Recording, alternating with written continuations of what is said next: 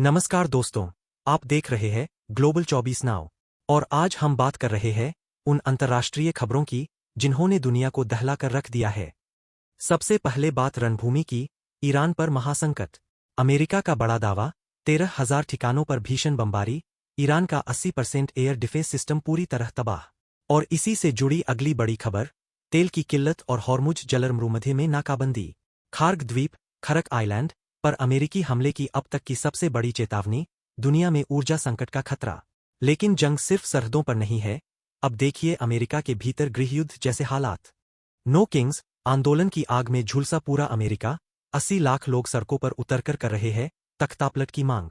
अंत में, इस युद्ध का आपकी जेब पर असर आ रही है एका। दोस्तों, सबसे पहले बात युद्ध के मैदान की। ऑपरेशन एपिक फ्यूरी अब अपने दूसरे और सबसे घातक महीने में पहुंच चुका है। अमेरिकी इंटेलिजेंस के मुताबिक अब निशाना सिर्फ सैन्य ठिकाने नहीं, बल्कि ईरान के परमाणु और रिसर्च सेंटर भी है। तेहरान और इस्फहान जैसे शहरों का इंफ्रास्ट्रक्चर पूरी तरह चरमरा गया है। लेकिन ईरान भी शांत नहीं है।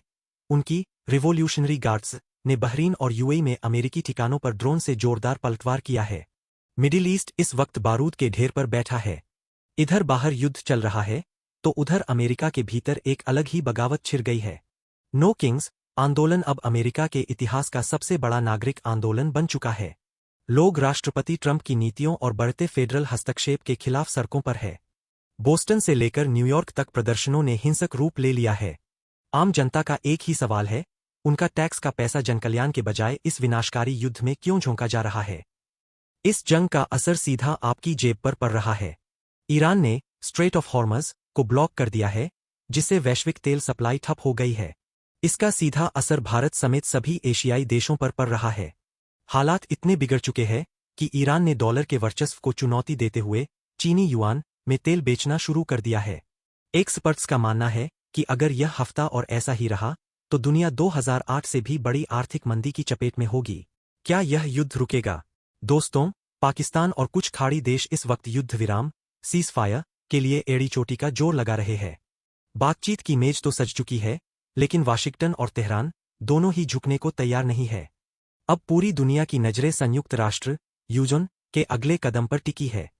आज के हालात पर आपकी क्या राय है? क्या अमेरिका को यह युद्ध तुरंत रोक देना चाहिए?